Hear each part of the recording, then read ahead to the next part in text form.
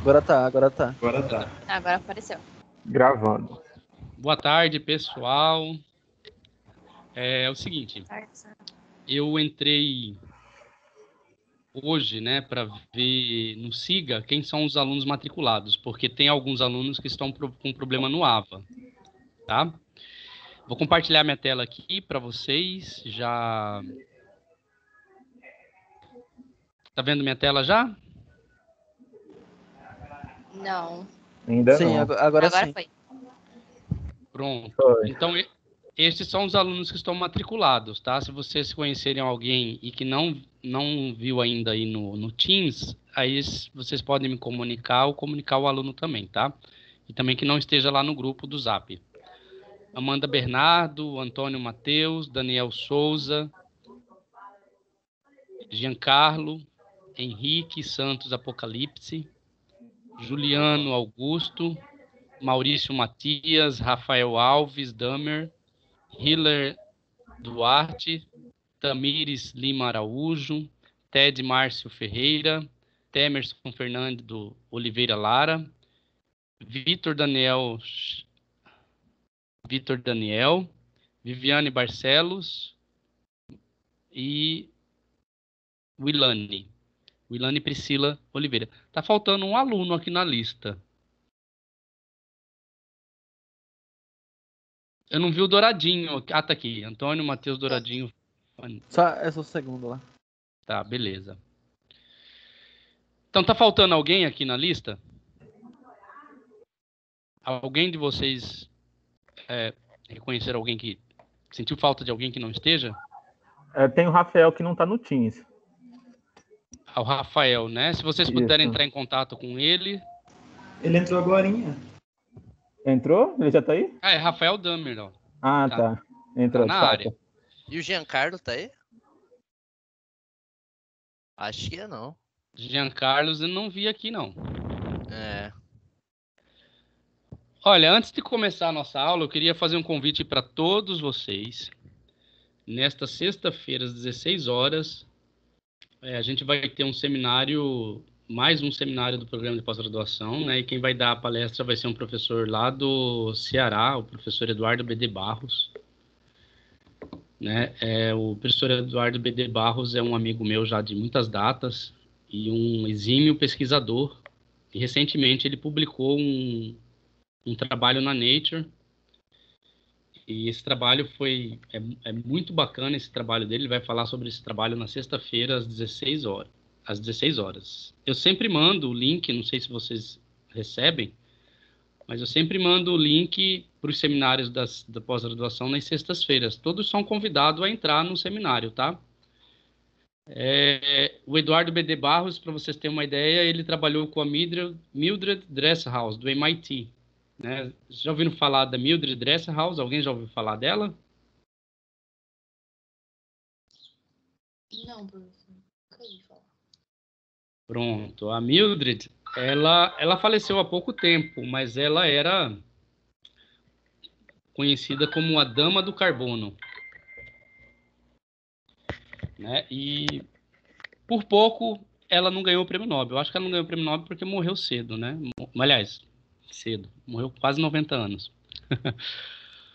Mas toda vez que o presidente dos Estados Unidos, o Obama, né, precisava tomar alguma decisão relacionada com ciência e tecnologia, era a Mildred que ele pegava os aconselhamentos, né? Era a conselheira de ciência e tecnologias do Obama, para você ter uma ideia. E ela trabalhava com materiais relacionados com carbono. Então, todos convidados para esse seminário, tá? Vamos para a nossa aula, então.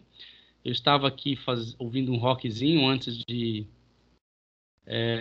falar com vocês. E a minha aula hoje eu vou começar aqui no Jamboard, tá? E depois eu mudo para o... Ué, cadê o Jamboard daqui? Daqui. Depois eu vou mudar para o PowerPoint. Vocês viram que no PowerPoint tem... Aí no Teams tem um arquivo do PowerPoint que eu disponibilizei? Sim, alguém viu isso? Eu vi, eu peguei. Tá, então eu estou editando ainda e vocês vão ver que esse arquivo vai aumentando o número de slides à medida que eu for editando, tá? Para a aula de hoje, talvez a gente consiga dar uma olhada lá no que eu já fiz, tá? Mas vamos começar algo que eu queria falar na aula de segunda-feira, mas não deu tempo, tá? Então, para a aula de hoje, eu gostaria de bater um papo com vocês e ouvir de vocês o conhecimento prévio que vocês têm, um pouco da ciência e um pouco do que vem a ser física computacional. Então, eu começo falando, né, com essa pergunta aí que está em inglês. What computational physics is really about? Né? O que a física computacional é realmente? Então, eu começo com uma pergunta, né, bem direta. Quando você usa computador para resolver um problema, o que você está fazendo? Você está realizando um experimento, ou você está fazendo uma teoria, ou você está fazendo uma outra coisa? Uma outra coisa. E o que seria essa outra coisa? Você está tentando provar ou obter dados sobre alguma teoria já prévia. Teoria prévia? Então ele está relacionado com a teoria. Não, pode estar relacionado com o experimento também.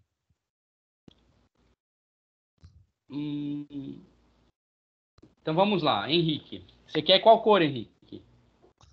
Amarelo, verde, azul, rosa? Pode ser rosa para mim. Tá, Henrique.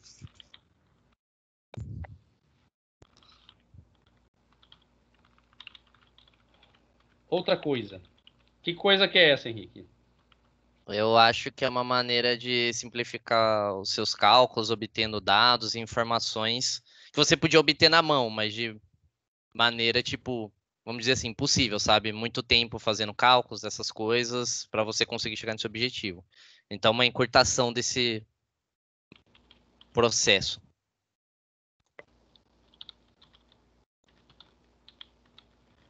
Então, você está falando que é outra coisa, uma forma de simplificar cálculos e informações que se pode fazer na mão, né? Então, é uma ferramenta... Você pode fazer, quer dizer, nem entre aspas na teoria, porque tem contas que, sei lá, você tem que repetir não sei quantos milhões de vezes que é impossível uma pessoa fazer. Muito bem, você falou uma coisa importante que é a repetição, tá? Então, ferramenta usada para simplificar tarefas, né? Isso resume o que você disse, Henrique? Acho que sim. Ou faltou alguma coisa que eu possa colocar? Não, pode colocar aí, mas eu não sei não. Não, eu estou colocando aqui o que você falou. Ah, tá, então não sei não. Tá bom. Alguém mais pode falar o que acha? Se quando você usa computador para resolver um problema, isso é experimento, uma teoria ou outra coisa? Alguém mais pode falar? Para a gente colocar um sticker aqui? Professor, posso falar? Pode, eu não tô vendo a tela, não sei quem tá falando. Me diz o nome. Dourado. Douradinho. Então, Vamos eu lá. acho que ela é... Qual cor que você quer, Douradinho? Amarelo. Ela não é necessariamente teoria ou experimento, mas eu acho que ela faz parte dos dois, entendeu? A gente, da mesma forma que o Henrique falou, que a gente usa para facilitar, para chegar em alguns resultados, seja de maneira... Alguns resultados que a gente comprova experimentalmente, mas na hora de fazer o cálculo, para saber se essa é a teoria por trás, o computador ele facilita. Eu acho que... Eu esqueci o que eu estava falando. Você está falando que faz parte dos dois, né? E o computador auxilia na teoria e no experimento. De maneira sucinta, eu acho que é isso.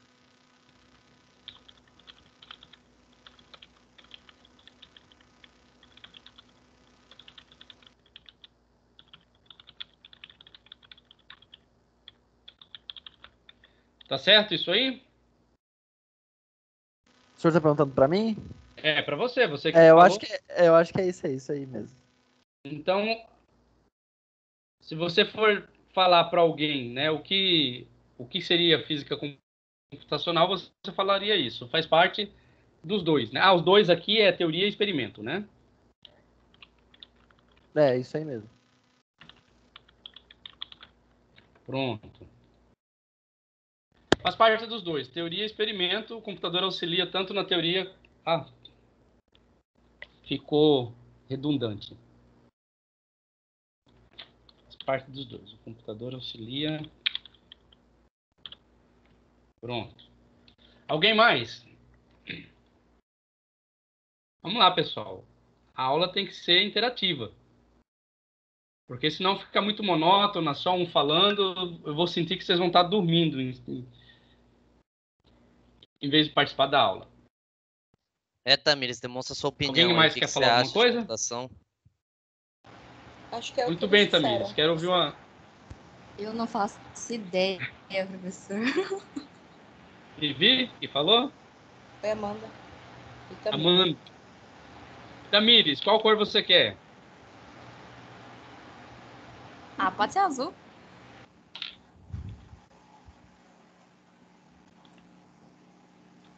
Tamires. Mas eu não Concorda faço com... muita ideia. Mas eu concordo com o douradinho.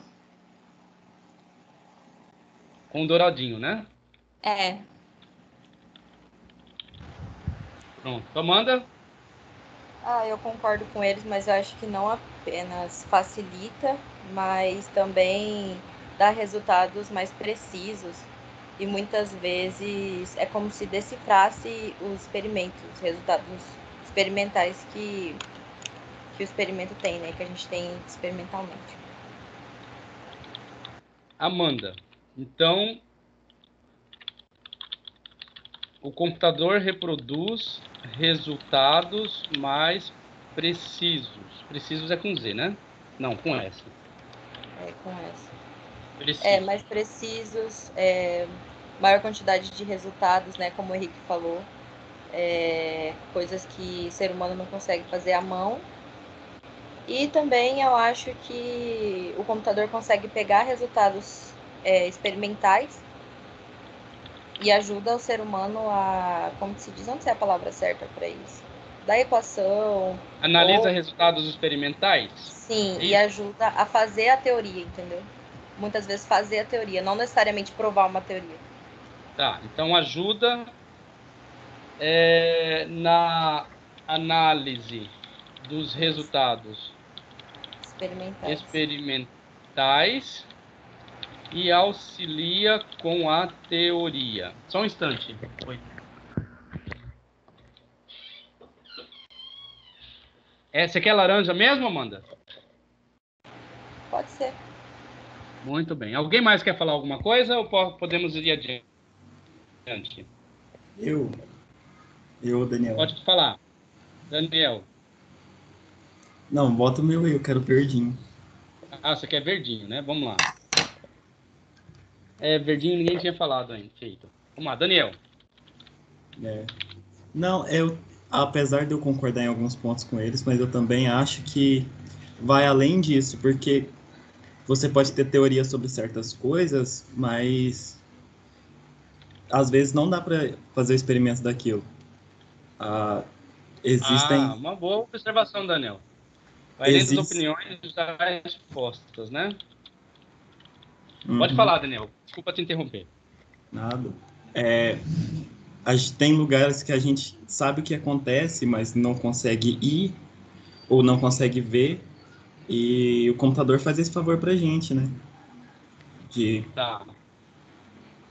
Então, eu posso dizer que o computador ajuda a modelar experimentos que,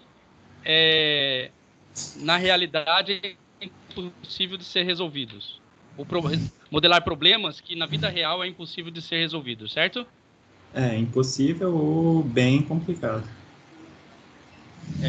O que eu falei resume o que você quer, a sua opinião? Sim, Computador realiza tarefas que é Realmente, né? Como que é o caso também da quântica. exatamente impossível ou de difícil realização na prática.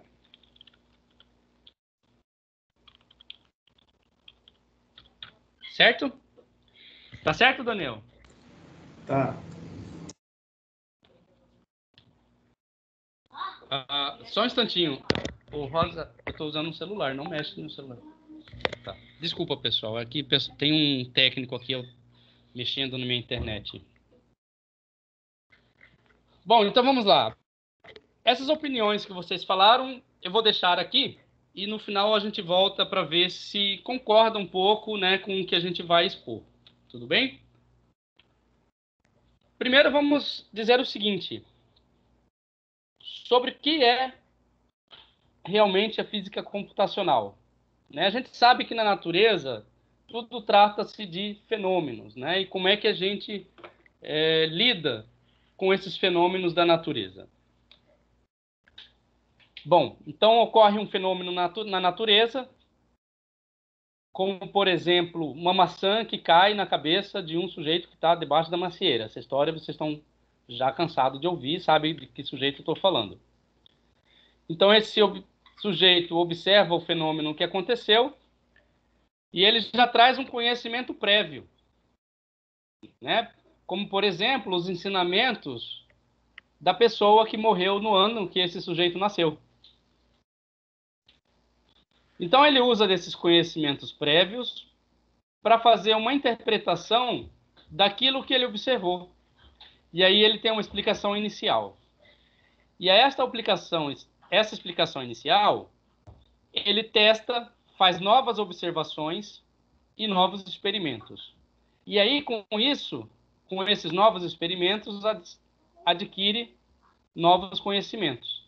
Esses novos conhecimentos, eles podem ser rejeitados, e aí volta, né, para novos testes, novas observações, novos experimentos, até adquirir novos conhecimentos e ter uma validação.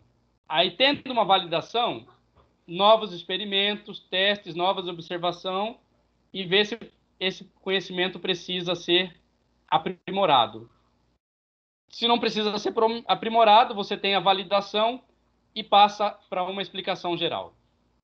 Aquilo que é rejeitado também é válido para uma explicação geral, porque a pessoa ela vai explicar o porquê que aquela ideia foi rejeitada, né? E tudo isso vai gerar uma teoria. E essa teoria volta a ser explicada, experimentada, testada, fazendo novas observações, né? E o ciclo recomeça até que se tenha previsão sobre fenômenos e comportamentos, né? Ou seja, você passa a prever comportamentos futuros daquele fenômeno, ou até mesmo o que aconteceu no passado desse fenômeno, né, que você está observando. Muito bem, então esse é o processo da ciência, não só na física, tá? Mas o processo da ciência em si ocorre desta forma, por testagem e retestagem, construções de teoria, reformulações de teorias, né? Aí se testa a teoria até que em algum momento essa teoria possa virar lei. Tá? E aí quando ela vira lei, né, todos os outros conhecimentos que vêm depois desse têm que estar em acordo com essa lei já estabelecida. Né? Então na física a gente tem as leis de Newton, as equações de Maxwell, né? Que mais? As leis da termodinâmica, lei de Snell, né, lá da ótica. Então, muito bem. Tradicionalmente, né, a física ela foi dividida em duas categorias, física teórica e física experimental. E aí vocês já falaram, né, cada uma dessas teorias. Né? A teoria ela vem para explicar algum fenômeno que foi observado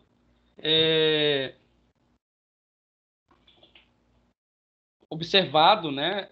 E quando você observa esse fenômeno, o que você está fazendo é um experimento. Só que nos últimos anos, a física computacional surgiu como uma terceira disciplina. Né? Eu tinha teoria, tinha experimento e depois surgiu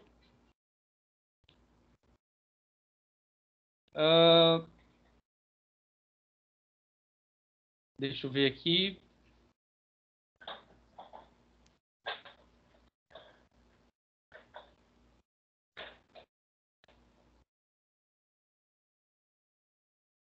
Surgiu a física computacional.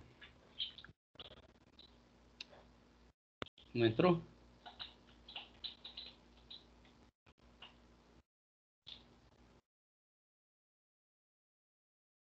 Hoje não quer funcionar. Bom, enfim.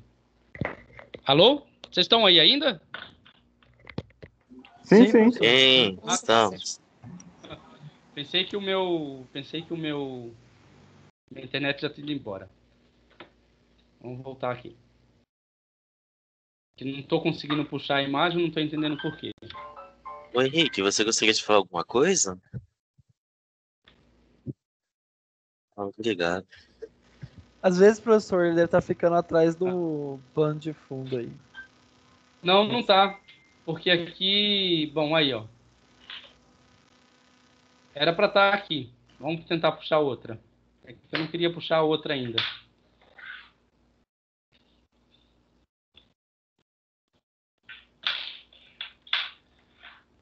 Caracas, o que está acontecendo?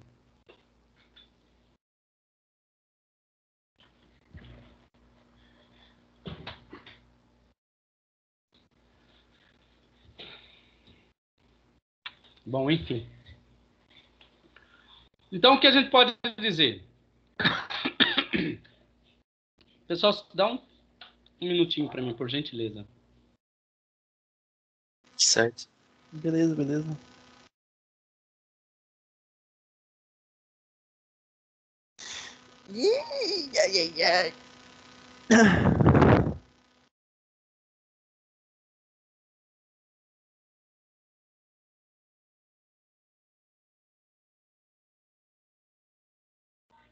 Oi, voltei.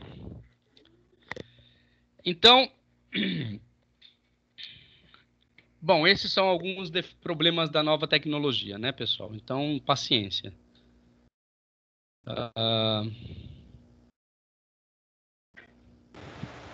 Põe adesivo, professor. Tentar carregar do meu computador.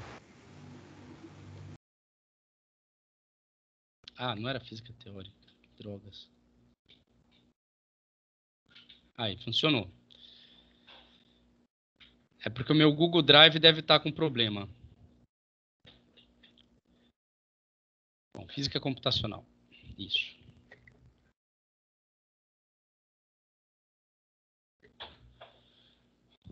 Pronto. Então, é basicamente isso aqui. A gente tinha física teórica e tinha física experimental. A física experimental, né, baseada em observações e também em ferramentas, né, que auxiliavam essas novas observações, como, por exemplo, o simples ato do Galileu usar um instrumento que antes tinha objetivos para guerra, né, para observações de tropas, né, de inimigos, né, que eu estou falando da luneta. E aí Galileu usou a luneta, que era o instrumento próprio para uso militar, para observar estrelas. Então, esse simples fato de usar a ferramenta para observar um comportamento da natureza configura uma física experimental. E aí, quando o Galileu, depois de várias observações, começa a descrever, né, os ciclos, né, da Lua, ciclo da Terra, né, da Terra girar em torno do Sol, né, a querer dizer que a Terra não era o centro do universo, aliás, o Sol não era o centro do universo, desculpa, pessoal, que a Terra não era o centro do universo, e sim o Sol, né, a refutar a ideia do geocentrismo, né, ele começa a desenvolver teorias. Ele era muito bom de matemática, né? E recentemente, eu falo recentemente porque computadores veio ainda no metade do século passado. Surgem os computadores para facilitar essas tarefas, tanto do ponto de vista experimental quanto do ponto de vista teórico. Então, o que a gente pode escrever?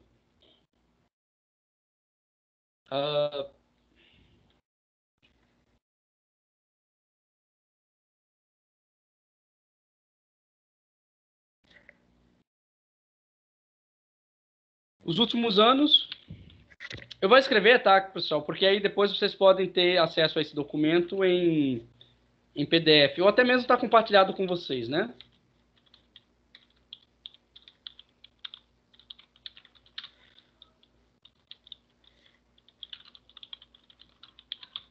Nos últimos anos, a física computacional surgiu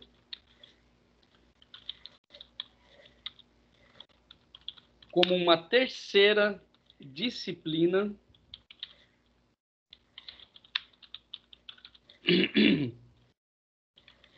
que talvez passe a ser colocada entre essas duas, né? Então, essa disciplina é a física computacional e agora ela fica entre a física teórica e a física experimental. E o que consiste a física computacional? Opa! Alguém pode ajudar? Esta área consiste em quê? Modelar problemas? Simular? Modelar, simular, né? Então esta área de investigação consiste em simular, em modelar, e uma palavra que resume esses dois, resume no estudo de sistemas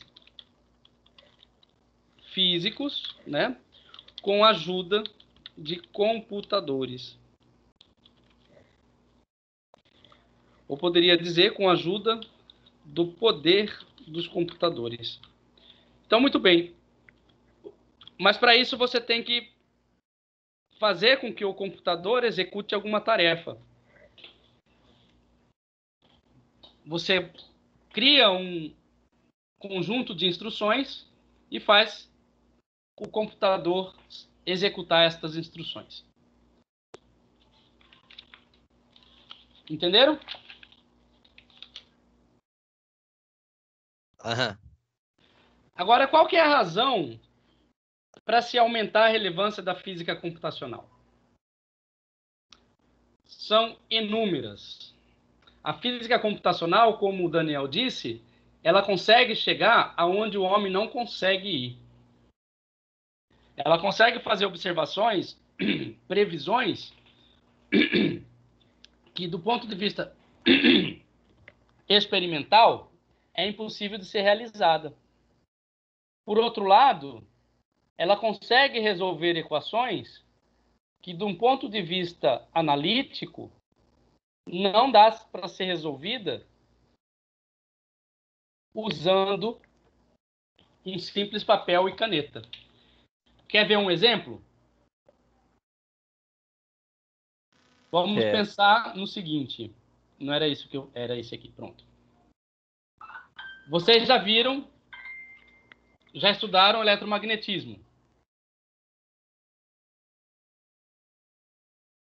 Então, Já. se eu tenho uma partícula aqui com carga mais E, e uma partícula aqui com carga menos E, como é que eu resolvo este problema?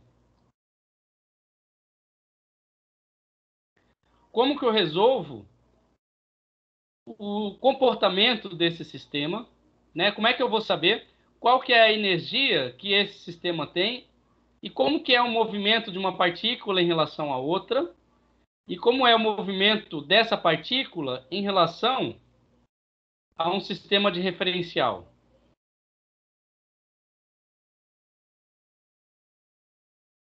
Bom, você pode fazer do ponto de vista clássico, e aí você vai usar leis de Newton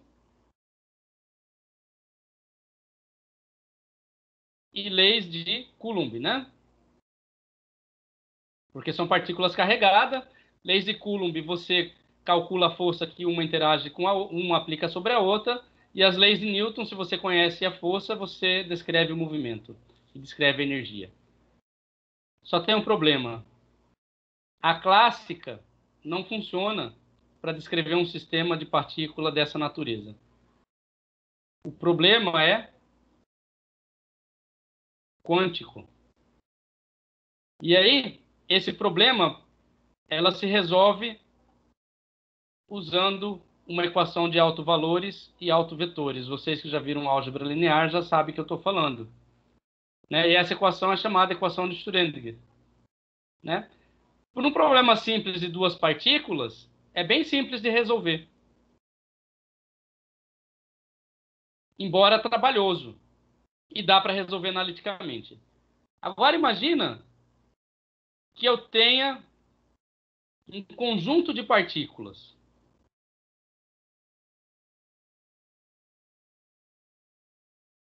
E que todas elas interagem entre si.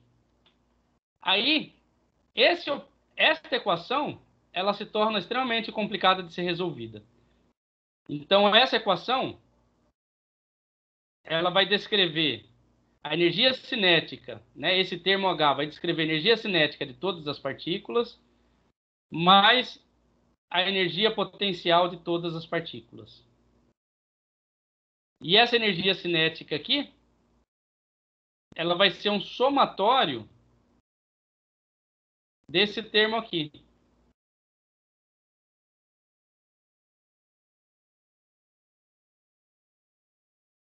Esse é um termo de energia cinética, e que essa soma ela vai se estender sobre cada uma da partícula desse sistema. E aí essa energia potencial é um potencial de interação colombiano. Ela é 1 sobre 4πε0 e sobre o módulo de Ri menos Rj. E essa soma, ela se estende sobre todas as partículas. Agora, como é que eu vou estudar, por exemplo, um semicondutor que tem da ordem, o número de partículas é de 10 elevado a 23 partículas por centímetros cúbico.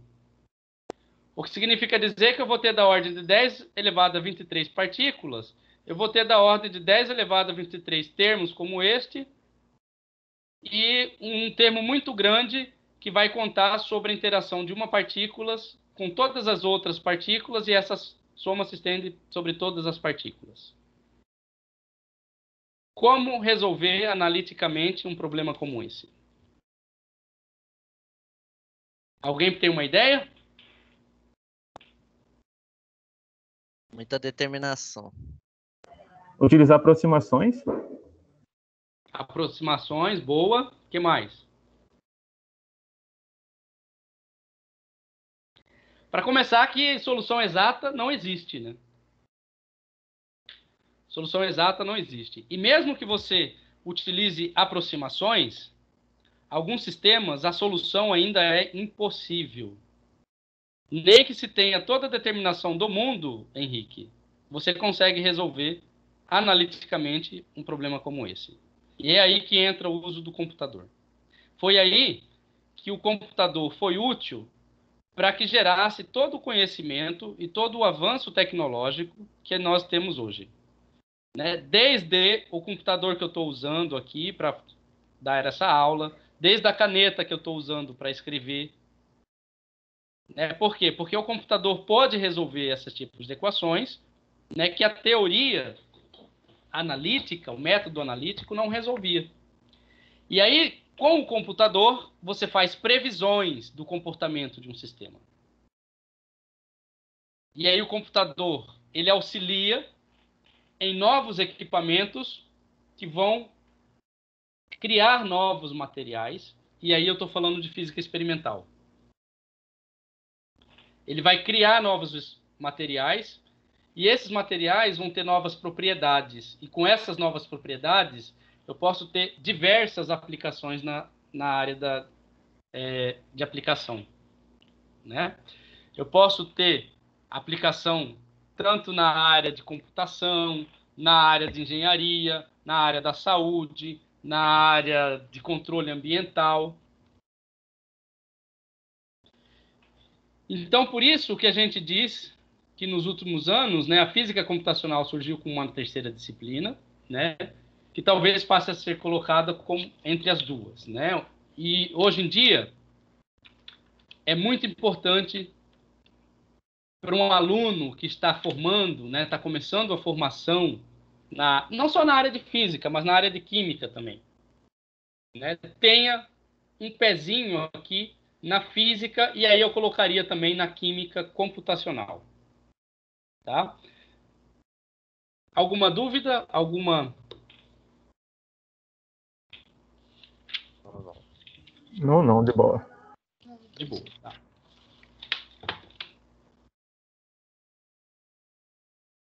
Muito bem. Só que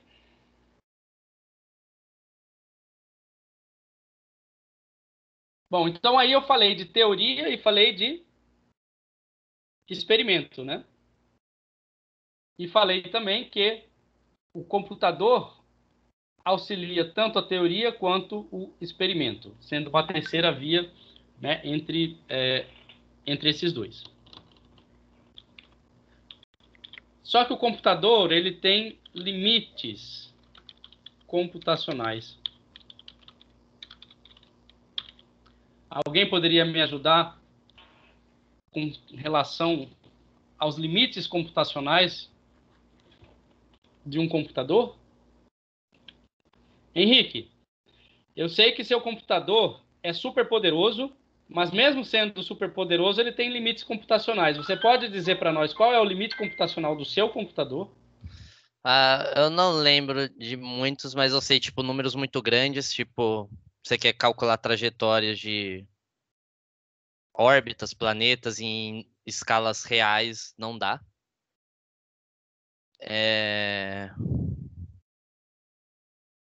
Tem um bem simples que o Feynman fala, que é basicamente... Eu não lembro muito bem, eu não estava querendo falar, eu não sei se o senhor sabe, mas é um dos Pode limites do falar. computador clássico, que é onde ele tem dois botões. Eu não vou lembrar, professor. Na próxima aula eu posso trazer isso daí, mas tá no livro do Feynman de ensinamento sobre a computação, lições sobre computação, mas eu não lembro. Bom, talvez eu possa te ajudar você a lembrar. O computador, eles representam os números de uma forma bem peculiar. Como é que a gente representa números? No computador, para uma sequência de bits, Não. Como é que nós representamos números no dia a dia?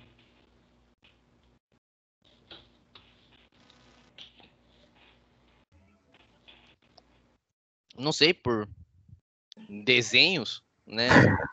O 4 é um desenho, sei lá, um A gente número. representa assim, Henrique. 1, Isso. 0, 1, Meu sistema 2, decimal. 3, 4, 5, 6, Viu? Um 7, desenho, aí. 8, 9, né? E depois uma repetição desses algarismos, não é assim?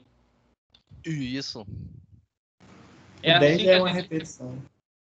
o 10 é repetição. Como é que o computador reproduz números? O número 0, ele representa assim, ó, 0, 0. O número 1, ele representa assim, 0, 1. O número 2, como é que ele representa? 1, 0. O número 3, 1, 1. O número 4, 1, 0, 0.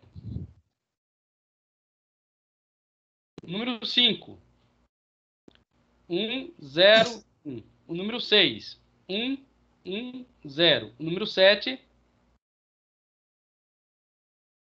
1,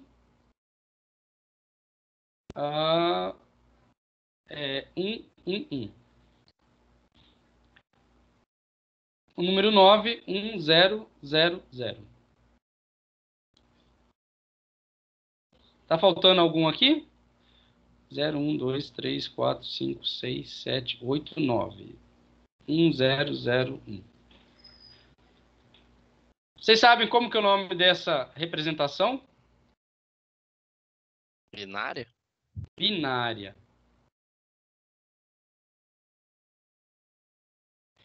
Então, ele representa os números por uma álgebra binária, né, com zeros e 1. 0 e 1.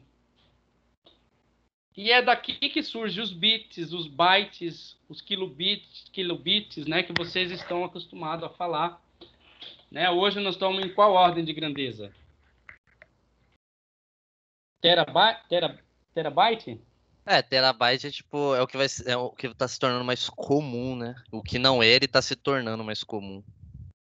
Tá. Então, cada vez que ele armazena uma informação, ou ele processa uma informação, ele processa dessa forma, em ordem binária, com zeros e 1.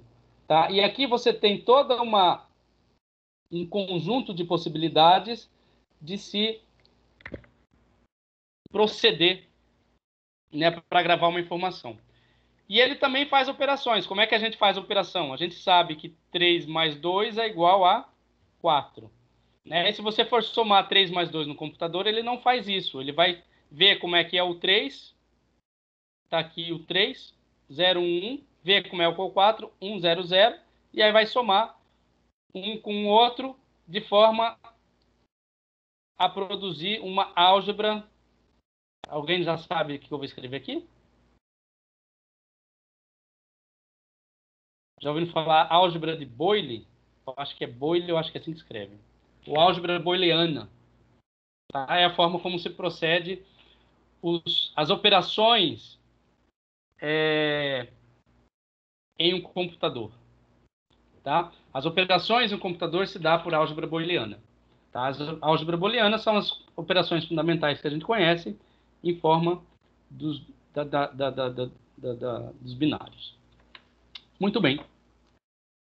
Com isso, vocês já podem imaginar que o computador ele não vai poder armazenar infinitas informações. Ele tem um limite.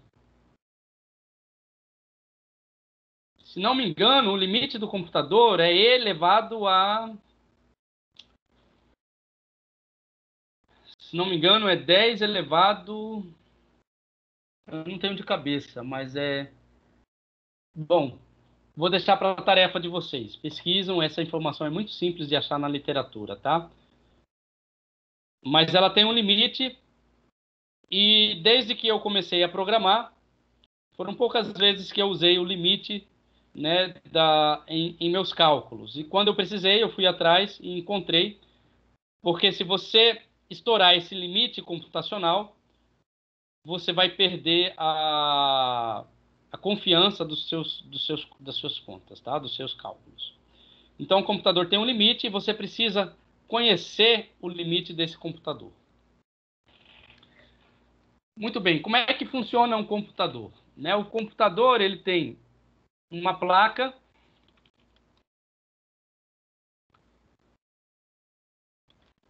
Essa placa é o coração do computador, que é chamado de placa. Alguém sabe dizer? Mãe? Vai. Muito bem. Placa-mãe. O que tem dentro dessa placa-mãe? CPU,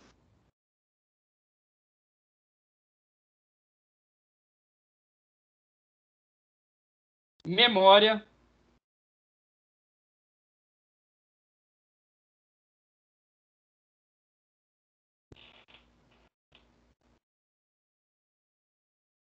isso aqui é CPU e também tem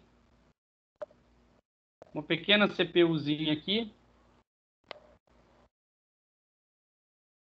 e uns slots. O que são slots? São espaços onde você pode colocar placas, tá? A grosso modo, esses componentes que eu desenhei aqui, você pode observar em qualquer computador que você abrir. CPU é onde a gente faz as contas. Vamos supor o seguinte. Você cria uma variável lá e atribui essa variável o número 10. Aí você cria outra variável e atribui para essa variável o número 20. E aí você atribui uma outra variável e faz o computador fazer essa operação. Quando você mandar o computador fazer essa operação ela vai ser feita aqui dentro. Quando você manda o computador atribuir uma variável, um valor a uma variável, né? A recebe 10, B recebe 10, ela vai vir aqui dentro, na memória, ok? Na memória RAM. Essas memórias aqui é o que a gente chama de memória volátil. Você desliga o computador, você perde essas informações. Tá? Ou você fecha um programa, você perde essa informação. Você dá um comando no programa, eu vou mostrar isso lá no Octave, você também perde essas informações. Então, essas informações ela fica armazenada na memória RAM. Quando você manda o computador fazer uma operação, ele pega o valor de A, pega o valor de B, manda para o processador faz o cálculo, manda de volta e armazena a informação de A vezes B em C. Ok? E esses dois outros aqui? Isso aqui é um processador de vídeo. A maioria dos computadores tem um processador de vídeo, tá? Que vai gerar a imagem e produzir uma interpretação gráfica daquilo que ele faz em linguagem computacional. É isso que vocês estão vendo na tela de vocês. Tá? Então tem um processador de vídeo e que vai produzir a imagem que vocês estão vendo nesse exato momento. Os computadores de mesa, né, tem uns slots aqui que você pode acrescentar outras placas. Por exemplo, eu posso colocar placa para ligar a internet, que é a placa de rede. Eu posso colocar uma outra placa de vídeo mais poderosas, né? Como, por exemplo, essas placas de gamers, né, chamados as GPUs. E elas fazem cálculos computacionais, algumas delas, em um clock muito mais rápido que os clocks da CPU. Quando eu falo clock, eu me refiro à frequência. A frequência está relacionada com a rapidez com que ela faz esse cálculo. Tá? Então, tem placas de vídeos que são anexadas aqui e que fazem cálculos muito mais rápido do que se fizer aqui. Veja, alguém já ouviu falar? Alguém tem Xbox ou tem PS3 ou PS4, PlayStation aqui? Quem que tem? Vamos falando aí. Henrique tem. Não, não tenho não. Porra, Henrique, não tem? Não, não gosto. Ah, tá bom. Alguém tem? Eu também não tenho, pessoal. Estou igual a vocês. Mas gostaria de ter, quem sabe um dia. Esses games, pessoal, eles têm um poder de processamento gráfico muito grande. E existem grupos de pesquisa em física computacional que constroem o que a gente chama de cluster de computadores usando esses games, usando a placa de vídeo desses jogos. Eu já vi um cluster de PlayStation, né? Do Xbox eu não vi ainda, mas eu já vi. Então, o que é um cluster? É quando você coloca vários computadores em série e manda ele fazer cálculo. E aí o cálculo nesses gamers é feito numa placa de vídeo. E num computador, a placa de vídeo você pode colocar num slot como este. Tá? E aí na placa-mãe também tem um espaçozinho aqui que é para você ligar outros dispositivos de saída e também de entrada. Tá? É o chamado I/O. Dispositivos de entrada e saída. Como, por exemplo, mouse, teclado e qualquer outra controladora. Certo? É os I/O. E também você pode conectar aqui um HD, um HDD e um SSD?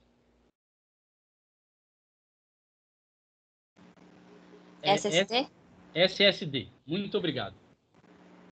O que significa essas siglas? Solid State Disk. Disco do estado sólido. Né? Olha o estado sólido entrando aí. Pura física, tá? Você armazena informação em cristais de semicondutores. HDD é um misto, né, de disco magnético e disco de estado sólido. E HD são hard disk, né? Hard disk são discos magnéticos. Em geral, você consegue gravar informação em volume muito maior em hard disk. Por quê? Porque as informações são gravadas em um material de estado sólido chamado de materiais de magnetorresistência gigante. Tá? Então, esses materiais de magnetorresistência gigante armazenam uma quantidade muito grande de informações, né? Por isso que nós estamos chegando aí em 2 TB, HD de 3 teras, né? E a física do estado sólido tem evoluído tanto que a Samsung, se não me engano, criou um pendrive de 2 teras de SSD. Caraca, um pendrive. Eu vi eles vendendo.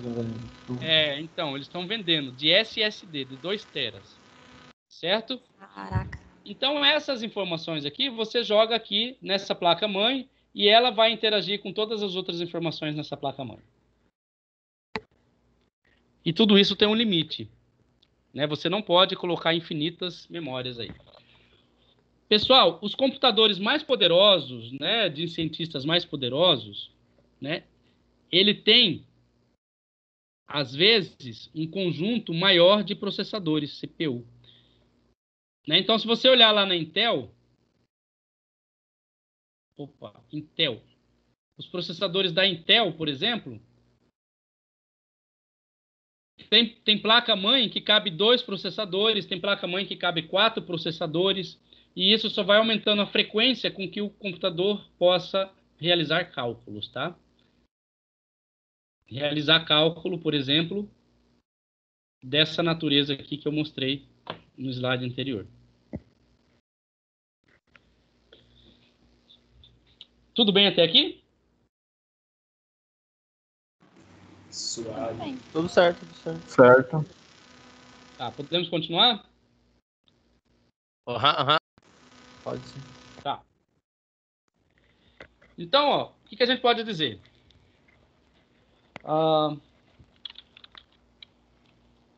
O computador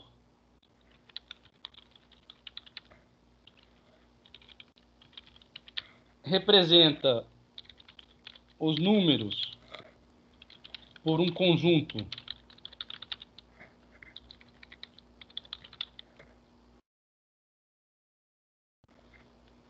vou colocar assim, ó, entre parênteses, finito. Finito significa o quê? Tem fim. Que tem fim, que tem limites, né?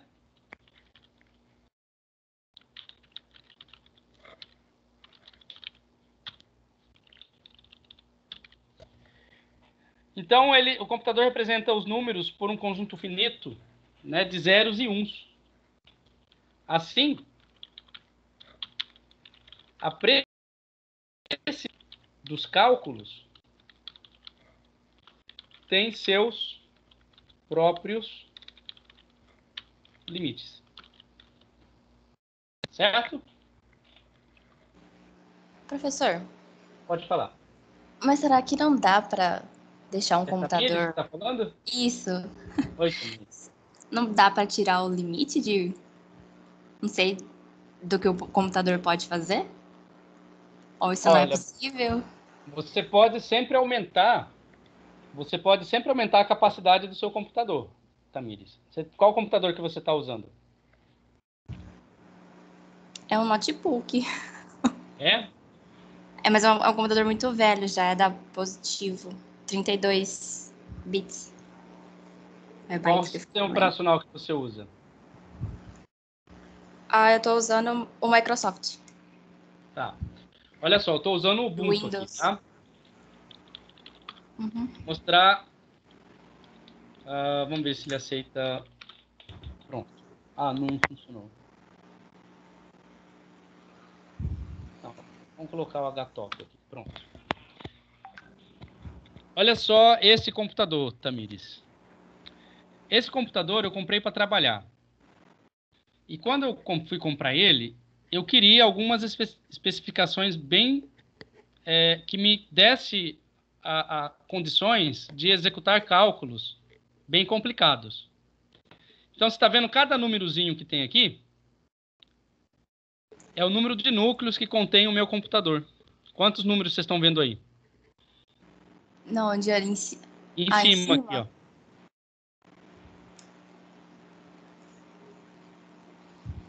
Ai, que tá tão pequenininho que... 12. Tá? Esse aqui é um notebook, ele tem 12 núcleos. Tá. Mas, na verdade, ele tem 12 núcleos físicos, né? Que os núcleos físicos estão relacionados com o número de transistores que tem o seu computador, tá? E 6 núcleos lógicos. Então, são 6 físicos e 6 HT. Quando eu realizo o cálculo no meu computador, todo esse processamento aqui, ó, aqui tem a lista do que eu estou usando no meu computador. A CPU, né? Minha CPU está bem vazia, eu não estou executando o cálculo no meu computador. Em contrapartidas, essa parte aqui é a memória. Eu tenho 16 GB de memória RAM e estou usando 10 GB. Então, quando eu vou rodar um programa muito longo, eu tenho que ficar atentado para isso também. Atento para isto, né? Por exemplo, se meu cálculo vai usar muita memória, é recomendável que eu feche alguns programas. Vamos ver quem que está roubando memória do meu computador. Pronto, está aqui o ladrão de memória do meu computador. Vocês conseguem ver aí? OPT Google Chrome. Ah, sim. Sempre ele. Google Chrome é o maior ladrão de memória de um computador. Então, se vocês vão rodar um programa, e se vocês sabem que esse programa vai demorar para rodar, é recomendável que desligue o Google Chrome. Tá? Eu não vou fazer aqui porque eu estou mostrando as coisas para vocês, tá? Então Mas o Google... Pode eu falar. meio que posso desligar, entre aspas, os Pode. aplicativos que rodam? Sim. Ó, para cada aplicativo tá aqui, ele tem um número de processo aqui, ó. Vou dar um top, vocês vão ver. Pronto. Para cada aplicativo eu tenho um número de processo. Tá vendo esse número de processo aqui? Eu posso matar esse processo aqui e aí para economizar processador ou memória. Então, se eu vou rodar uma coisa muito pesada, eu vejo o que está tomando espaço no meu computador para desligar e aí executar o programa. Entenderam? Uhum. Então vamos lá. Onde é que eu estava? Aqui.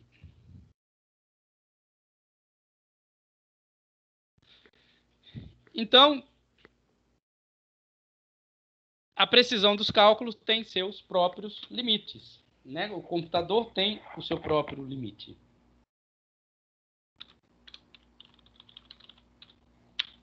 Portanto, estudar e avaliar os erros, né, que você vai ter com certeza nos seus cálculos é muito importante para você informar qual é a precisão dos cálculos que você está executando. Então, quando você vai fazer um cálculo numérico no computador, veja bem que eu vou repetir, cálculo numérico. Quando você vai executar um cálculo numérico, muitas vezes a própria descrição do cálculo numérico, somada aos limites do computador, vai gerar erro nos seus cálculos. E você precisa conhecer esses erros. Só que às vezes esses erros é aceitável e ele é tão pequeno quanto melhor for a sua precisão. Tá? De forma que os seus cálculos podem chegar a uma precisão óptima. Né? Uma precisão desejável.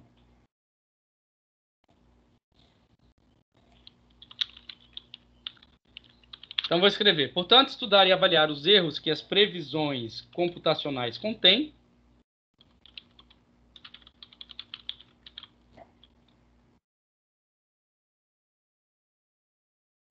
Inerentemente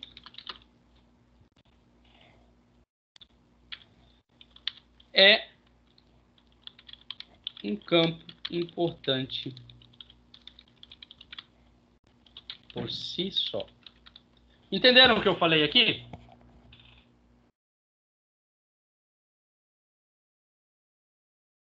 É essa hora que você responde, pessoal. Sim, Toda vez sim. que vocês estão aí. Muito bem. E para finalizar, eu tenho um recado para vocês. E eu vou colocar o recado para vocês dessa seguinte forma.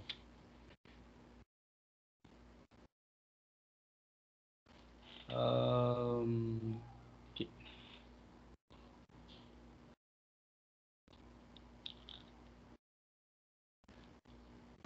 Professor, o plano de fundo branco fica melhor para enxergar as letras.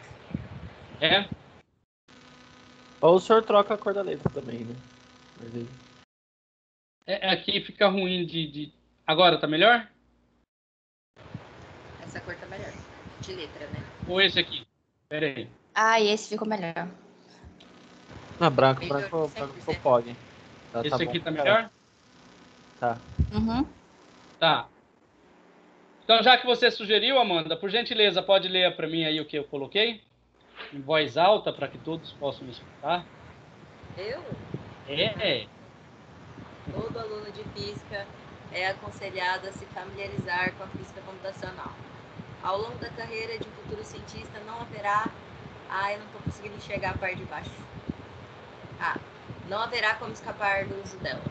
É isso aí. Isso aí, pessoal. Então, vocês estão na sua formação acadêmica, eu não sei, e vocês também não sabem, mas tem uma pretensão na vida de vocês. Vocês não sabem se vão virar cientista, se vocês vão operar numa grande empresa, ou se vocês vão dar aula.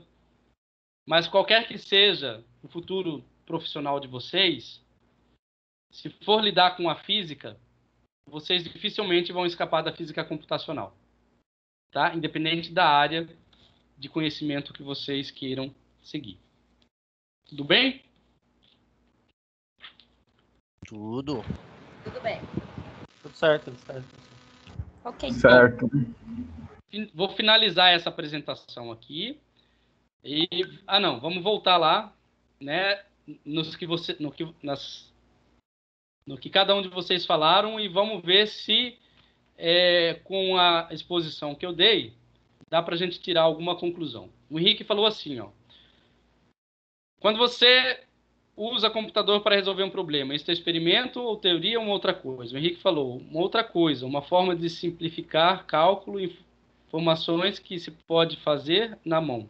Fazer ferramenta usada para simplificar tarefa. Henrique, você quer falar alguma coisa aí acrescentar alguma coisa aí na sua fala? O fazer na mão aí tá complicado, porque, tipo, antes da gente colocar no computador, a gente tem que saber fazer na mão, né? E nem muitas coisas que dá pra fazer na mão o computador consegue fazer também. Que entra nas coisas dos limites da computação, né? Professor, eu até lembrei de um que são as integrais.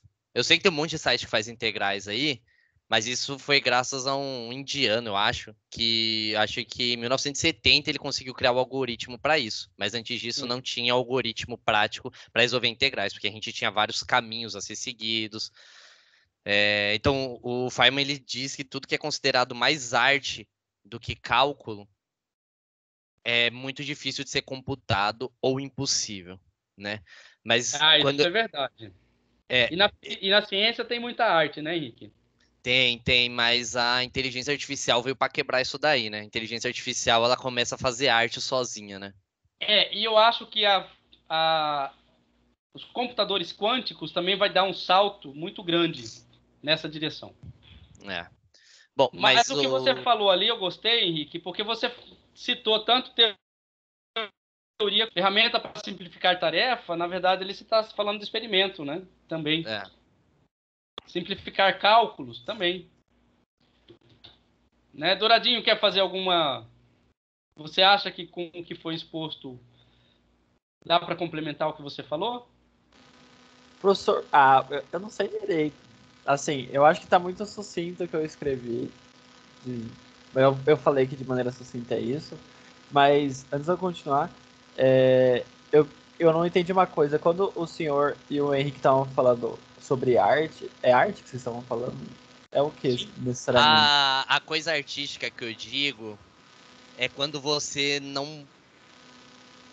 Cara, é muito difícil a gente falar de arte, né? Mas tipo, a geometria é um tipo de arte, entendeu? É uma coisa que um computador pena para fazer, entendeu? É basicamente isso. A gente não tem um algoritmo para fazer isso, mas isso é uma coisa que está intrínseca na nossa mente. A gente consegue reproduzir esse tipo de coisa, entendeu?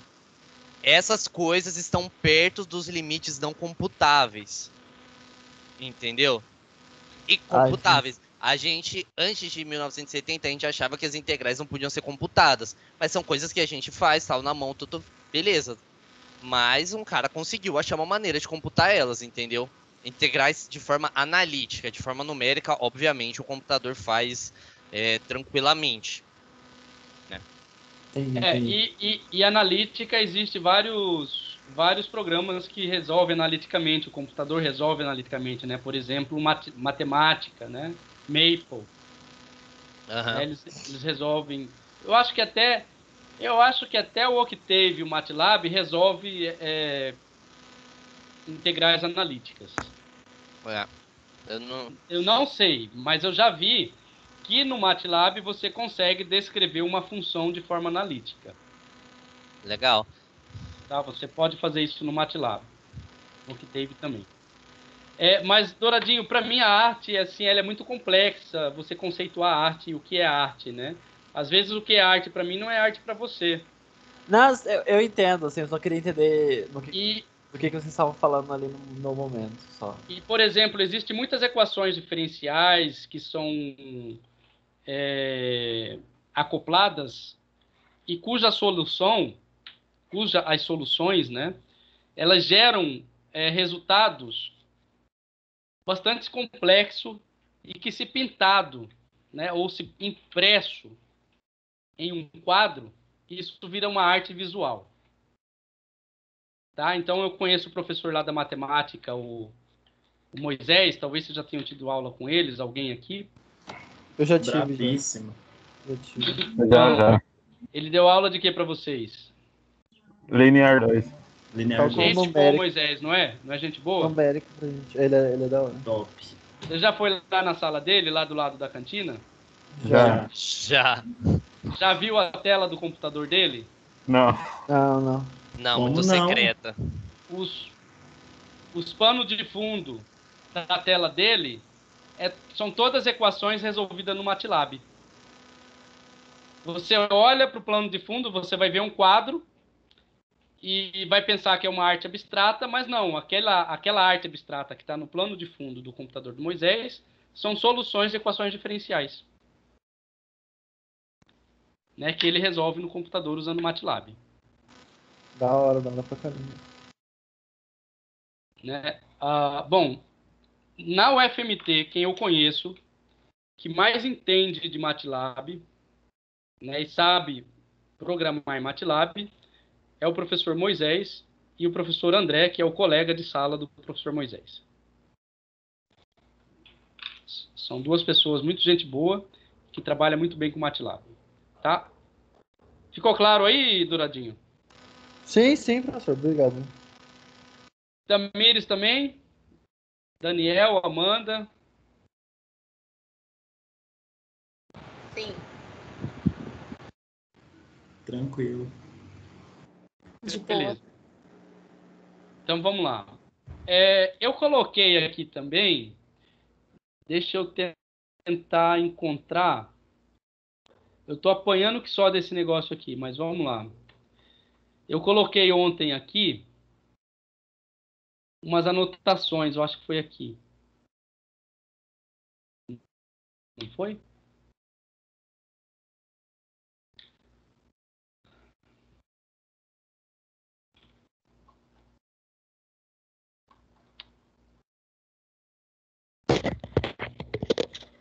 Bom, eu coloquei aqui umas anotações, inclusive com um endereço para um site na internet. Não sei se vocês viram. E se vocês viram, sabem onde é que está, por favor, me ajuda, que eu não sei mais. Bom, chato.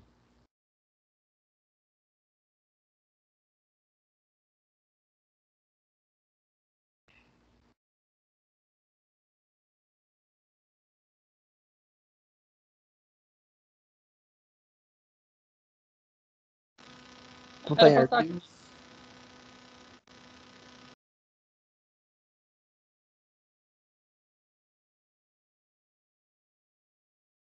Não, não é.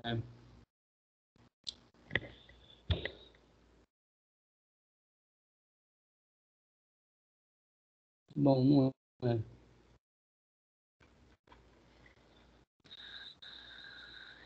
Bom, vamos ver se eu encontro o site. Tá. Se eu digitar isso no Google, vai achar. What computacional. É esse site aqui, é o Reddit. Tá? Vocês sabem ler inglês? Sei um pouco. Assim, Tá. entendo. Coisa ou outra. Isso aqui é um título de curiosidade, tá? É um site que vai falar sobre o que se trata realmente a física computacional. Então aí vocês já devem ter, já está vendo de onde eu tirei aquela imagem inicial e a frase inicial da minha aula, né? Foi desse site, né, que ele traz várias reportagens, e aí essa reportagem aqui um pouco antiga, né, de 2015, né, falando sobre o que se trata de física computacional na visão desse cara aqui, Hit Alan, tá? E aí ele também foi criticado pela visão dele sobre física computacional. Lá no final você pode ver os comentários das pessoas criticando a visão dele sobre a física computacional. Mas eu achei interessante tanto a visão que ele tem quanto as críticas pesadas que ele recebeu. Tá? Eu vou só ajudar um pouquinho aqui, depois a gente vai para... Pode dar um pequeno intervalo e depois ir para a aula de Octave propriamente dita. Tá? Então aqui ele começa o seguinte: a pergunta que eu fiz para vocês. Quando você usa o computador para resolver um problema, né, ele chamaria isso de cálculo numérico. Isto é um experimento ou teoria? Ou uma outra coisa? Né? Essa é uma questão muito comum e que vem frequentemente. Né? Usualmente, quando você está tomando uma cerveja com cientistas, né, e conversando sobre vários campos da ciência, da ciência. Ele fala assim: eu acho isso um tópico importante para se discutir, porque ajuda no entendimento, né, da natureza da ciência. Né? Vai ajudar qualquer um no entendimento da natureza da ciência. Então, para começar a discussão, qual é a natureza da ciência? A gente falou lá, né, a física, historicamente, ela é dividida em uma parte experimental e uma parte teórica. Né? Teoria, experimento. E eu também mostrei como que é o processo, né, da formulação de uma teoria e de observação de um experimento. Então, se você acredita nas ideias da ciência fundamental, então nós podemos discutir, né, o papel da ciência computacional. Né? Deixa-me fornecer uma breve visão da ciência. Né? Então ele fala assim: a ciência é tudo sobre modelos. Já começa a falar tudo sobre modelos, e isso a gente falou aqui, né? Um modelo de como que a ciência funciona. Quando olhamos alguma coisa na vida real e tentamos fazer um modelo sobre isso que a gente olha, né? Sobre isso que a gente observa. Nós podemos usar esse modelo para prever o futuro ou coisas novas, eventos novos da vida real. E o modelo, se o modelo não concordar, né, com a vida real, o que a gente faz? Muda o modelo e sempre vai repetindo esse procedimento. Muda o modelo, repete-se para sempre. Tá? Ok. Então, precisamos o quê? Definir o modelo. E isso não é tão difícil, né? Um modelo pode ser qualquer coisa usado para representar a vida real, mas não é a vida real, tá? Então, aqui ele vai dar alguns exemplos, né, do que é um modelo científico.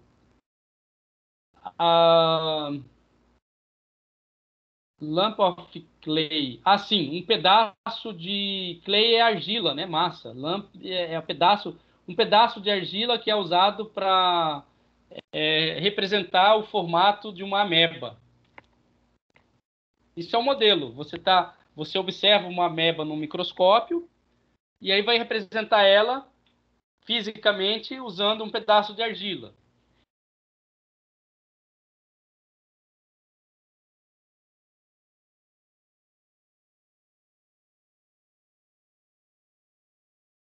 A shark slowing the transfers. Assim, alguma coisa que pode transferir energia, né? Para você deslizar um bloco ao longo de uma mesa, né? Também é um modelo.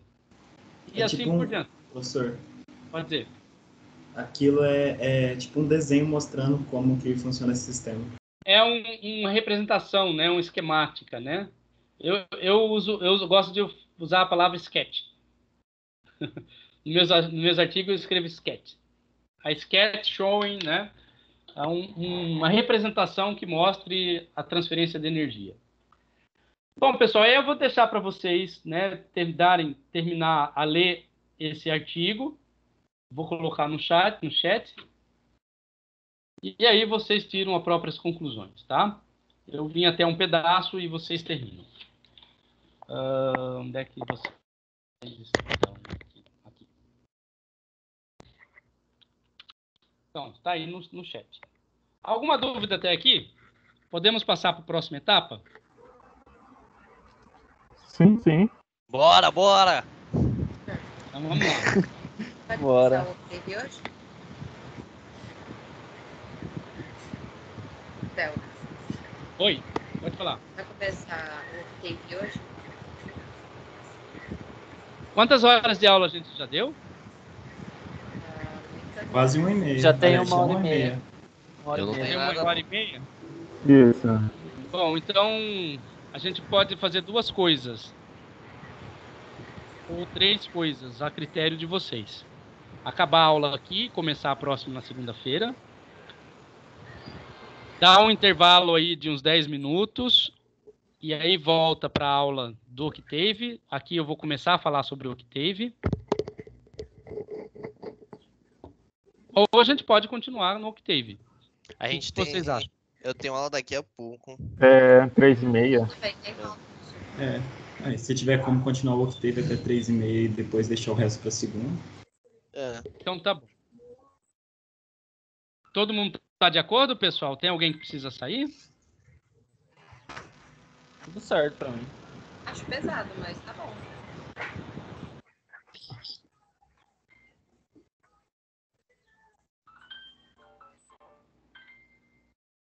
Pesado, mas tá bom? Agora eu fiquei na dúvida se eu continuo ou se eu paro. Assim, acho que Acho um pouco pesado, mas se todo mundo quer, pra mim tá bom. pra mim pode continuar também. Porque 3h30 daqui a pouco, se for dar pausa, vai perder muito tempo. Até todo Então mundo tá. voltar. Então, pessoal, esta é a aula 1 do Octave. Tá? Eu não vou mostrar comandos, mas eu vou falar algumas coisas importantes antes de começar a mostrar comandos em Octave, tá? Então, esse curso de Octave, né, vai se tratar de 9 itens. A gente vai fazer uma introdução agora, né, iniciando o Octave, operações com matrizes vetores, gráficos. A gente vai falar de arquivos e script, né? Aqui, basicamente, como é que monta um programa em Octave, controle de fluxo, abertura e visualização de imagens, importação e exportação de dados e criação e uso de funções, certo? Então, o curso de Octave, essas aulas que a gente vai ter de Octave, vai abranger esses itens. Alguma dúvida? Alguém quer falar alguma coisa? Não. Não. Por mim, tudo certo. Bom, tudo que eu vou mostrar para você para vocês não foi eu que criei. Tem um vasto material na literatura, na internet, gratuito, cursos, no YouTube, aonde vocês quiserem ir na internet e pesquisar, vocês vão encontrar material. O que eu vou mostrar para vocês vai estar baseado nesses materiais, tá? E em especial esse último aqui, que é o professor do Departamento de Cartografia, que resumiu todos esses 8 aqui num arquivo e eu estou gentilmente emprestando dele todo esse material que ele deixou disponibilizado na internet e vocês podem ter acesso também. Ok? Todas essas informações aqui, vocês já têm acesso a essa apresentação que eu estou mostrando e vocês podem acessar e aprofundar como se queira.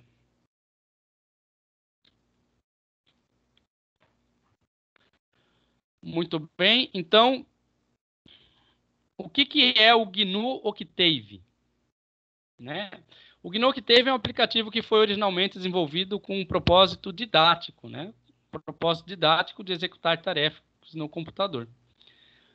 Mais especificamente para projetos de reatores químicos, e surgiu a partir da intenção de criar aplicativos no qual a programação fosse mais rápida do que nas demais linguagens, né? No ano que isso aqui surgiu, o que existia em relação às demais linguagens? Existia o COBOL, existia o Fortran, tá? Talvez a linguagem C é antiga, tá? Essas linguagens eram que existia. Então o GNU veio para tentar fazer uma linguagem de programação um pouco mais rápida e mais amigável.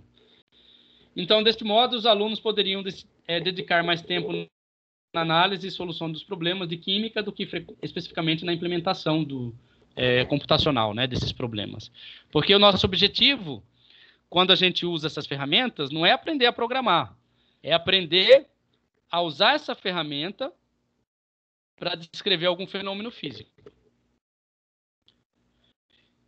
Então, o desenvolvimento do GNU Octave começou na década de 80, né, mais especificamente em 1988, e com seus idealizadores, John Eaton, e também o James Rawlings, da Universidade de Wisconsin, Madison, né, e esse rapaz aqui, né, John Eckert, da Universidade do Texas. Começou com essas pessoas e olhe, onde que começou essa linguagem da programação? Dentro de universidade, pessoal. Vocês vão ver que as maiorias das linguagens de programação, elas nasceram dentro das universidades. Atualmente, o desenvolvimento é feito por vários profissionais de diferentes países, sendo a distribuição feita de acordo com a licença GLP, GNU Gerencial Public License, né? Significa que ele é gratuito. Onde encontrar? Nestes endereços aqui. Ok? Gratuito, vocês podem entrar. Quem ainda não instalou, façam isso. Instalam no computador de vocês o GNU Octave. Quais são as características básicas? Domínio público, né, significa gratuito. Possui vários comandos semelhantes ao MATLAB e Skylab. Alguém já ouviu falar de Skylab? Já. Sim, eu já usei. Então, gostou? É Vivi que falou, né, que usou? Uhum. Ou é Tamires?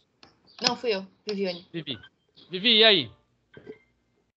É interessante, foi bem tranquilo. Tá. Eu fiz com a professora Daniela em mecânica clássica. Tá bom. É o seguinte, ó, o Skylab, eu também já tentei usar. Eu tinha o MATLAB e estava querendo encontrar algum outro aplicativo que fosse gratuito, né? A fim de... Porque eu sempre quis dar essa disciplina que eu estou dando agora. E não dá para usar um MATLAB por conta de ser pago, né? E eu estava procurando uma alternativa e usei o Skylab, mas não me adaptei muito bem ao Skylab. E até que eu encontrei o Octave e vi que é muito, muito parecido. Tá? São disponíveis nas versões para diferentes sistemas operacionais. Se você usa Linux, como eu estou usando agora, tem o GNU Octave. Se você usa Windows, tem o GNU Octave. Se você usa o Mac, vai ter o GNU Octave.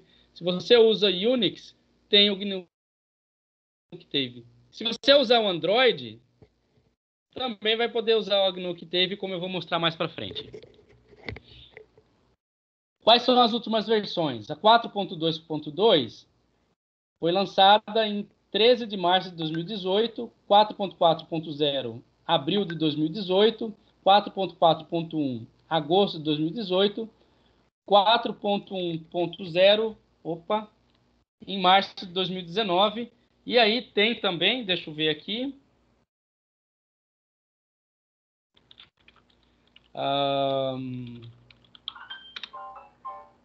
minha é 4.2.0, é a última versão. Instalei hoje. Tá? Não lembro quando que foi lançada, mas é a última versão, 4.2.0.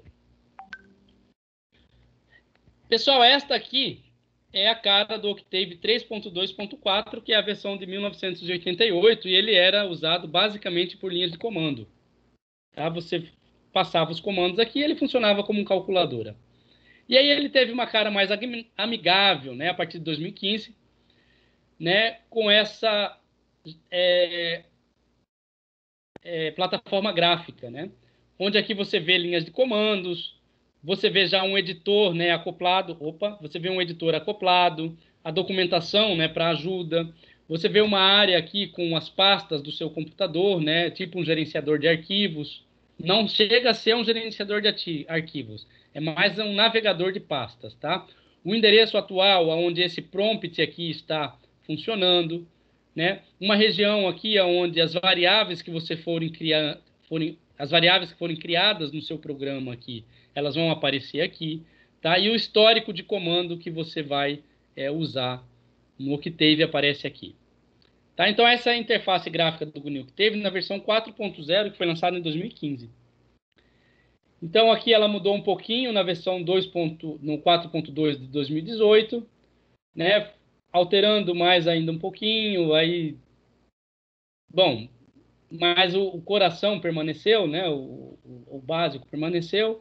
E essa aqui é a versão, a penúltima versão de 2019, 5.1.0. Tá? A versão mais atual é essa aqui que eu estou mostrando para vocês, que está funcionando no meu computador. Aqui eu uso a linha de comando, aqui tem a documentação, né, se eu precisar de ajuda. Aqui eu tenho uma janela de script, onde eu posso escrever o meu programa aqui. Né, tem uma linha verde aqui que indica a coluna de número, vamos ver que eu não lembro. Você lembra que no Fortran tinha limite de coluna? Aqui ele mostra a coluna 81, mas no Octave não tem limite de coluna como tem no Fortran. E aqui tem editor de variáveis, né? Então, se você cria uma variável, ou aí quer ver a variável aqui, ela vai aparecer aqui embaixo. Opa, deixa eu fechar aqui. Pronto. Eu tenho uma variável que está mostrando aqui, ela vai aparecer aqui. Tá?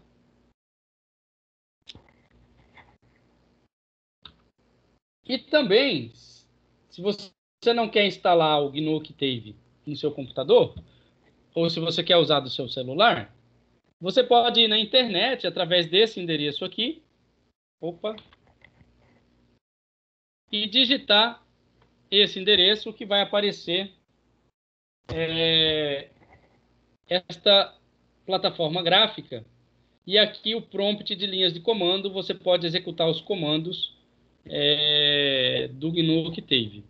E se você quiser rodar um script, você pode vir no menu, e aí o menu vai ter detalhes, né, para você criar um script e rodar também um script de um programazinho que você venha fazer na internet.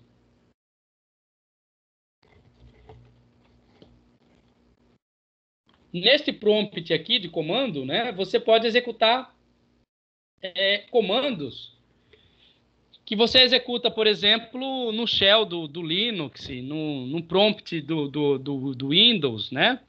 E funciona esses comandos aqui, ó. O cd muda de diretório, o pwd lista conteúdo do diretório atual, tem o dir, o ls, delete, type, what, né? Vamos ver o que cada um desses comandos aí faz.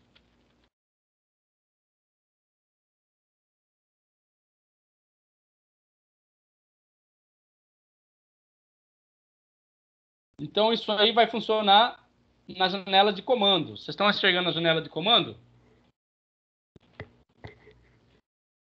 Sim.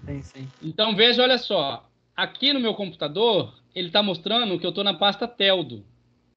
Tá? Então, o CD, aqui está a pasta Teldo, todas as pastas que estão aqui nessa pasta Teldo.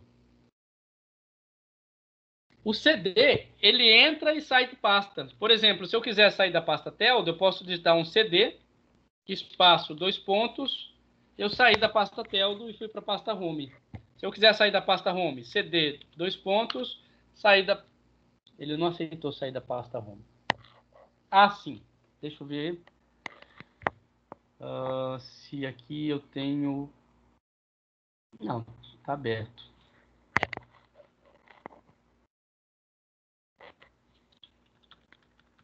Não, ele não aceita. Deve ser porque eu esteja executando como usuário comum. Vamos ver se eu executar como superusuário.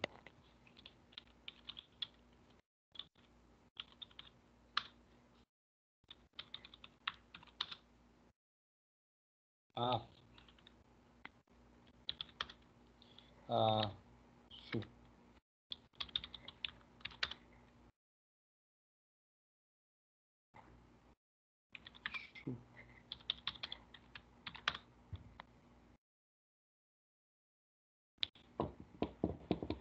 Uai, esqueci qual que é a minha senha.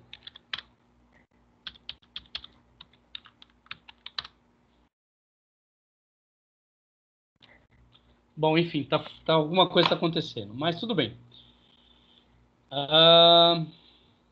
Vamos voltar lá.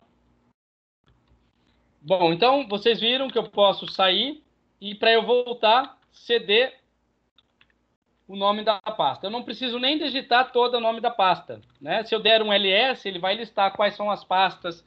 Se eu der um dir, ele vai listar pastas, arquivos e arquivos ocultos, tá? Então vamos supor que eu queira entrar nessa pasta teldo aqui, ó.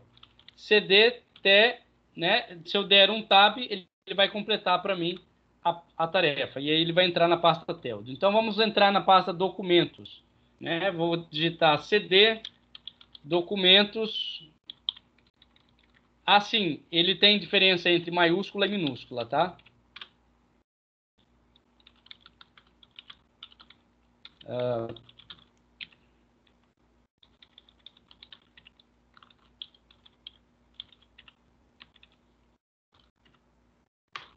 Pronto, estou na pasta documentos. Então, se eu der um ls aqui, ó, ele vai me listar todas as pastas e arquivo que tem aqui dentro. Se eu der um dir, ele vai me listar também arquivos ocultos. Em pwd, o que ele fez? Ele informou em qual pasta que eu estou. Tá? Eu estou na pasta Home, Teldo, Documents. Tá?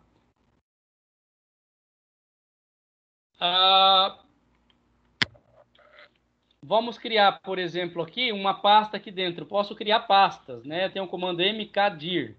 O mkdir ele vai criar pastas. Então, eu vou criar uma pasta chamada Física Computacional. Não aceitou. Ele não deixa ter espaço. Vamos ver. Pronto. Ele criou uma pasta chamada Física Computacional. Vocês podem ver aqui, ó, que a pasta já foi criada aqui. Se eu der um ls aqui também, ele também vai... Ops. Ele entrou já na pasta da Física Computacional. Tá? Eu cliquei lá sem querer e entrou. Então, eu já estou dentro da pasta Física Computacional e não tem nenhum arquivo aqui dentro. Então, se eu criar um script aqui, né? Vamos supor, qualquer script que eu possa criar aqui, teste recebe de 1, 0.0, 0.1,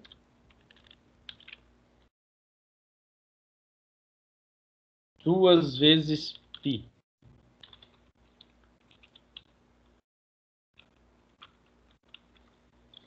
Colocar x. E aqui eu vou escrever seno de x. Opa. Y recebe seno de x. Eu vou mandar plotar xy. E vou salvar. Ops. Salvar. Vou chamar de seno.m. Certo? Então aqui está a função seno. Se eu voltar aqui na janela, dar um ls, eu já criei um arquivo aqui dentro dessa pasta. Se eu rodar, o que ele vai fazer? Ele vai executar essas 3 linhas de comando, né? E no final ele vai me dar o gráfico. Opa! E aí tem outras funções. Professor. Se eu quiser apagar... Oi, já acabou o tempo? Não, era só uma pergunta. Pode dizer, pode dizer. É que naquele comando plot, você tinha colocado XY, mas ele também plota em 3 dimensões? Plota, a gente vai ver tudo isso. Curva de nível. É porque aqui é um gráfico bidimensional, né? Tá? Agora vamos fazer o seguinte, ó. Eu criei esse script, agora eu não quero mais esse script. Eu posso deletar. Delete seno.m. Apagou, não tenho mais o script. Entendeu? Eu posso digitar um what. Ele vai me dizer o que tem na pasta. Help. Né? Ele vai me dar ajuda sobre o GNU. Kit. Fecha o GNU. O exit também fecha o GNU. mkdir já mostrei. rmdir também já mostrei. Cria e apaga. O rmdir eu não mostrei não, né? Vamos mostrar então. Que funciona. Onde é que estava? CD documentos. E eu vou apagar agora essa pasta aqui de física computacional. Então, rmdir. Né? Olha, se eu selecionar aqui, ó, a pasta que eu quero apagar e vir aqui com o botão de rolagem do mouse, né, clicar no botão de rolagem do mouse, ele copia ali. Pronto, ele já apagou. Se eu der um ls, vocês não vão mais ver a pasta aqui, física computacional. Ela foi apagada. Tá? Então, mrdir apaga diretório e delete exclui arquivos. Tá? Ele exclui arquivos. E type usa o conteúdo da pasta. Né? O tipo de arquivo. E assim por diante. Entenderam, pessoal? Então, essa slide aqui foi só para mostrar que o Octave funciona também com linhas de comando, tá? Para você navegar e para você trabalhar com arquivos, como se estivesse trabalhando num gerenciador de arquivos, mas através de linhas de comando, tá? As bibliotecas do GNU Octave. O GNU Octave ele tem várias bibliotecas. Essas eu não vou entrar em detalhes, mas é apenas para vocês saberem. À medida que vocês forem avançando o nível de programação de vocês, vocês vão perceber que qualquer que for a linguagem de programação que vocês usarem, vocês vão precisar de biblioteca para simplificar a tarefa de vocês. Por exemplo, se você monta uma matriz tridiagonal e quer diagonalizar essa matriz. O que é uma matriz tridiagonal?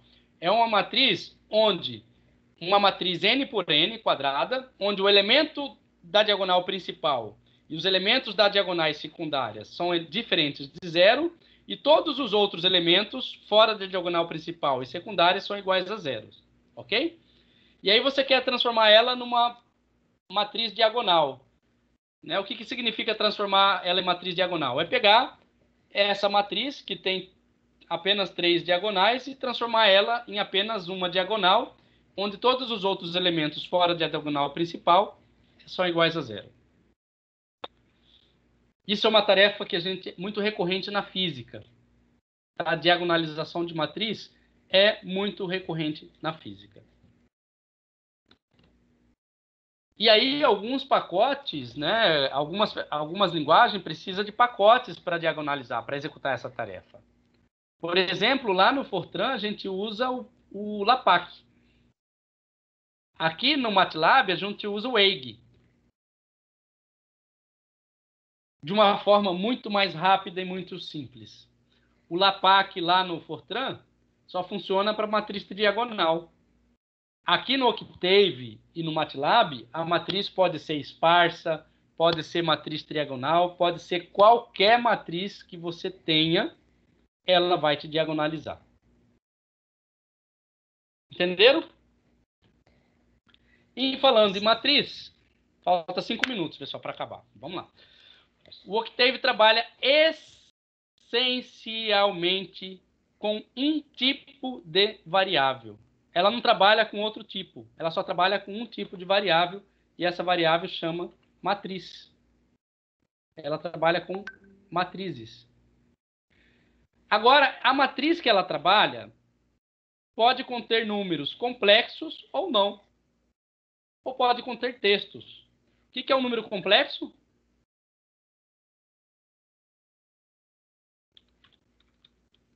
Vocês estão aí ainda? Posso falar que é um Sim. número do espaço complexo? Eu ia falar a mesma coisa. Número complexo é a raiz quadrada de -1. É a resposta que eu esperava. Mais simples, né? Ah, mas... Não vi. Ah, eu achei que eram todos eles, então. Ok. Então tá bom. Aqui no MATLAB, vocês lembram como é que vocês faziam no Fortran para lidar com números complexos? Acho que eu nunca fiz isso lá. Também não. Aqui no Octave, é só digitar a letra I ou a letra J. Tá lá o número complexo. Se você pegar real I, 0 e mag I, 1. Entendeu? Se eu digitar A igual a 5 mais I,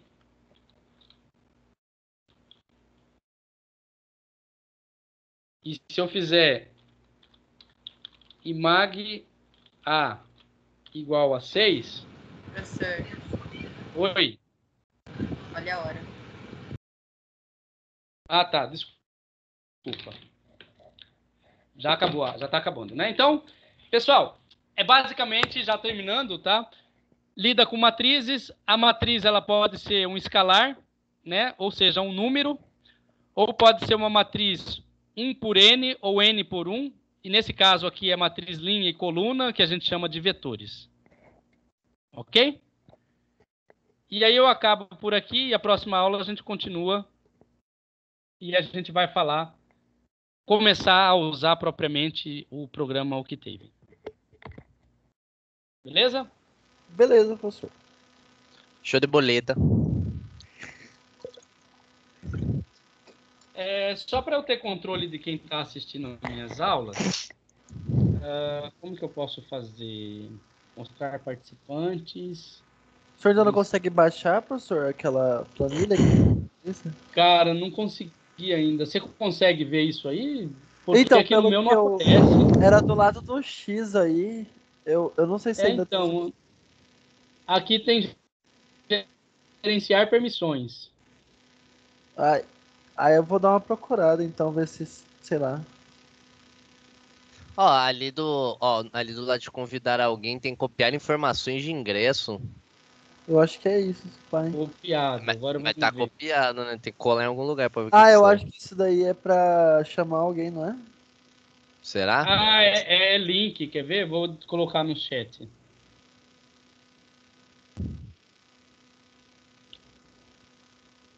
Não deu certo não. Então, não sei. Muito chato isso. Eu vou estudar isso ainda. Eu já era para ter estudado, não sei por que não deu certo ainda. Bom, enfim. Tá registrado na gravação aí, professor. Sim. A Willana conseguiu entrar? Professor, eu achei. Achou, Henrique? Aonde? Ó, vai em equipes. Beleza? Mais informações. Aonde que Não. tá? Isso, A mais equipes. opções de física computacional, daí você vai gerenciar equipe, daí você vai em análise, daí tem a quantidade de usuários Gerenciar presentes. equipes. Análise. É, só não sei se dá pra ver quem são eles em si. Mas tá tipo os usuários que tiveram presente. Ah, legal. Mas acho que a Nina de hoje só não veio o Juliano E o Ted também. e o Ted ali, hein? Ah, Ted é retardado, então Não, deixa Ted- quieto. Ted, eu acho que foi ele que mandou o link, não tá aí não? Pessoal, olha o bullying, pessoal. Olha o bullying. Tá gravando, não, né? Tá. Foi mal. Eu quero só pedir desculpa porque tá gravando, velho. Membros, vamos ver. É, Temerson. Bom, Milagre. enfim. Tudo bem. Vamos estudar, depois eu vejo como é que faz isso, tá? Mas mais uma vez, só para eu ter controle de quem participou das aulas, lembrando que isso não significa que vocês vão reprovar por falta, tá? Pessoal, Show. boa aula para vocês aí, a próxima aula. Lembrando que sexta-feira tem seminário, eu espero que todos vocês possam participar. Hoje eu vou mandar o convite e amanhã eu mando o link, tá bom? Ok. Vou mandar o link no site física, no e-mail física. Beleza. Tchau para vocês. Fiquem bem. Tchau, tchau. Falou, professor. Tchau, tchau. Falou. Boa noite. Ou boa tarde.